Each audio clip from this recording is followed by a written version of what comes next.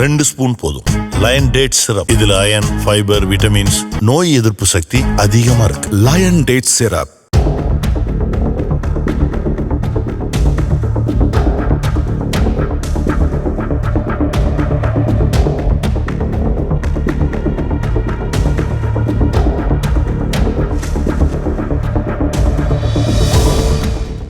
ஹைதராபாத்தில் இருந்து பெங்களூரு நோக்கி சென்ற சொகுசு பஸ் ஆந்திராவின் கர்னூல் மாவட்டம் சின்னதேகுரு என்ற இடத்தில் பைக் மீது மோதி விபத்துக்குள்ளானது.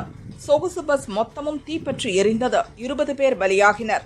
இவ்வளவு பெரிய கோர விபத்துக்கு காரணம் ஒரு போதை ஆசாமிதான் என்பது அதிர்ச்சியின் உச்சம்.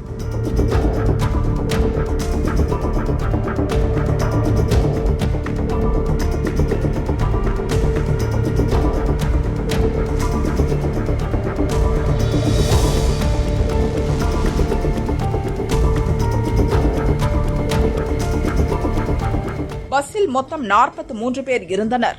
19 பேர் இறந்துவிட்டனர். பெரும்பாலானோர் இளைஞர்கள்தான். எல்லோருக்கும் பல கனவுகள் இருந்தது. ஆனால் இன்னொருத்தரின் போதை பழக்கம் அவர் உயிரை காவு கேட்டதோடு 19 அப்பாவிகள் உயிரையும் குடித்துவிட்டது என்று விசாரித்த போலீசார் கூறினர். கோர விபத்துக்கு காரணமான போதை ஆசாமியின் பெயர் சிவசங்கர், வயது 21. கர்னூல் மாவட்டம் தண்டரபாடு பகுதியைச் சேர்ந்த கிரானைட் தொழிலாளி என்பது தெரியவந்தது.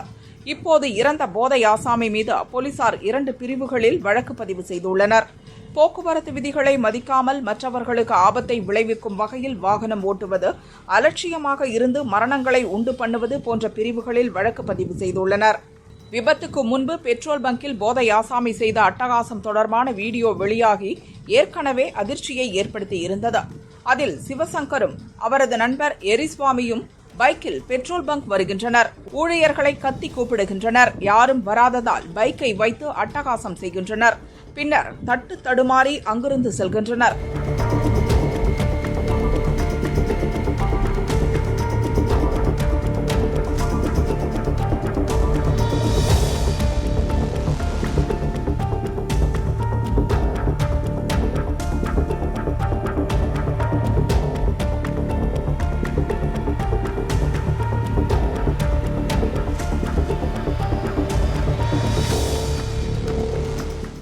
இந்த காட்சிகள் எல்லாம் அங்குள்ள சிசிடிவி காட்சியில் பதிவாகி இருந்தது.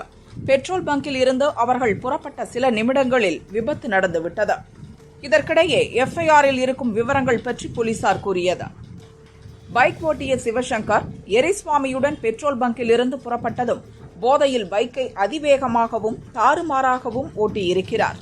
சில நிமிடங்களில் ரோட்டின் சென்டர் மீடியனில் மோதி பைக் சறுக்கி விழுந்தது. சம்பவ இடத்திலேயே சிவசங்கர் உயிரிழந்தார். எரிஸ்வாமி மட்டும் உயிர் பிழைத்தார். நண்பனை ரோட்டின் ஓரத்துக்கு இழுத்து வந்த எரிஸ்வாமி அவனை தட்டி எழுப்ப பார்த்தார். அப்போதுதான் அவன் இறந்துவிட்டது தெரிய வந்தது.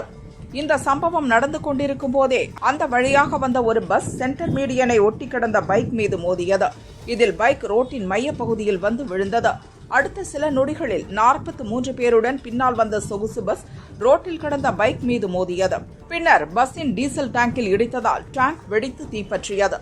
சொகுசு பஸ் முழுதும் தீ பரவியது. இதில் பஸ்ஸில் இருந்த 12 கிலோவாட் பேட்டரிகள் 2ம் வெடித்து சிதறின. இதனால் தீ கொழுந்துவிட்டு எரிந்தது. அதேபோல் பஸ்ஸின் சரக்கு வைக்கும் பெட்டியில் செல்போன் பார்சல்கள் இருந்தன. அவற்றின் பேட்டரியும் வெடித்ததால் விபத்து கோரமாக மாறியது. சொகுசு பஸ் என்பதாலும் உள்ளே ஏசி வசதி செய்யப்பட்டிருந்ததாலும் கதவு ஜன்னல்கள் மூடப்பட்டிருந்தன. ஆழ்ந்த உறக்கத்தில் இருந்த பயணிகள் என்ன நடக்கிறது என்பதை சுதாரித்து தப்புவதற்குள் பஸ் முழுதும் தீப்பிடித்து விட்டது. எனவேதான் 19 பேர் உயிரிழக்க நேரிட்டது. பஸ் தீப்பற்றியதை பார்த்து சிவசங்கரின் நண்பன் எரிஸ்வாமி அங்கிருந்து ஓடிவிட்டார். மறுநாள் போலீசார் அவரை பிடித்தனர். அவர்தான் நடந்த எல்லா விவரத்தையும் போலீசில் சொன்னார். பைக்கில் புறப்படுவதற்கு முன்பு சிவசங்கருடன் சேர்ந்து மது அருந்தியதாகவும் அவர் வாக்குமூலம் அளித்தார். அவர் கொடுத்த தகவலின் அடிப்படையில் தான் வழக்கு பதிவு செய்ததாக போலீசார் கூறினர்.